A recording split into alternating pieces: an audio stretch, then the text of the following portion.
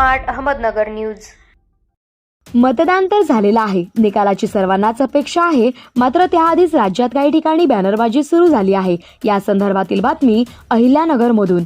अहिल्यानगर विधानसभा निवडणुकीच्या निकालाआधीच राष्ट्रवादी अजित पवार पक्षाचे उमेदवार संग्राम जगताप यांच्या विजयाचे बॅनर लावण्यात आले आहे। शहरातील माळीवाडा वेस परिसरात संग्राम भैया यांची तिसऱ्यांदा आमदारपदी निवड झाल्याबद्दल हार्दिक अभिनंदन अशा आशयाचे बॅनर लावण्यात आले आहेत।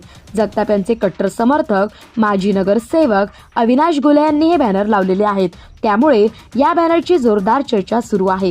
येत्या 23 तारखेला प्रत्यक्ष निकालासमोर येणार असून देखील या अगोदरच बॅनरबाजी झाली आहे।